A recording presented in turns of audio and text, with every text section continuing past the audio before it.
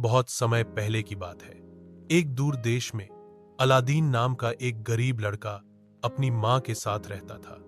वह मेहनती नहीं था, लेकिन उसका दिल बहुत साफ और सच्चा था। एक दिन एक धोखेबाज जादूगर अलादीन के पास आया और खुद को उसका चाचा बताने लगा। उसने अलादीन को विश्वास में लेकर एक रहस्यमयी गुफा तक ले गया, जिसमें असंख्य खजाने छिपे थे। गुफा में पहुंचने पर जादूगर ने अलादीन से कहा कि वह अंदर जाए और एक पुराना जादुई चिराग लैंप लेकर आए। अलादीन गुफा में गया। वहां उसे सोने, चांदी के ढेरों सिक्के, जवाहरात और कीमती चीजें मिली, लेकिन उसने जादूगर के कहने पर चिराग भी ले लिया।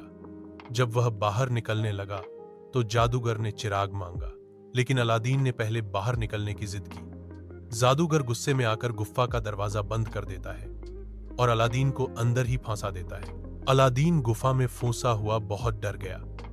वह रोते रोते चिराग पर हाथ फेरता है और तभी अचानक एक विशाल जिन्न भूत प्रकट होता है। जिन्न कहता है, जो भी इस चिराग का मालिक होगा, मैं उसकी हर आज्ञा मानूंगा।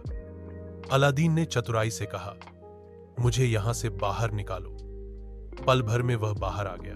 अब अलादीन को समझ आया कि यह चिराग कितना शक्तिशाली है। उसने जिन्न की मदद से एक सुंदर महल बनवाया और बहुत अमीर बन गया। एक दिन उसने राजकुमारी बदरुल बदूर को देखा और उससे विवाह करने का सपना देखा। जिन्न की सहायता से उसने राजा को प्रभावित किया और राजकुमारी से विवाह कर लिया। लेकिन कहानी यहीं खत्म नहीं होती। वह जादूगर फिर से लौटा और एक चाल चली। उसने चिराग चुराने के लिए एक नया प्लान बनाया। वह अलादीन की गैर मौजूदगी में उसके महल के पास आया और लोगों को चिल्लाकर कहने लगा, पुराना चिराग दो, नया चिराग लो। अलादीन की पत्नी को चिराग की ताकत के बारे में कुछ नहीं पता था। उसने चिराग दे दिया। जादूगर ने चिराग लेकर जिन्न को आदेश दिया कि वह महल और राजकुमारी को दूर देश ले जाए। जब अलादीन लौटा तो सब कुछ गायब था। वह बहुत दुखी हुआ, लेकिन हार नहीं मानी।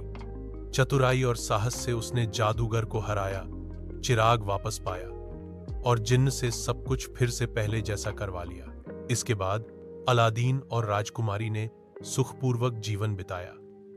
उन्होंने सीखा कि सच्चाई, धैर्य और बुद्धिमत्ता से किसी भी समस्या को हराया जा सकता है।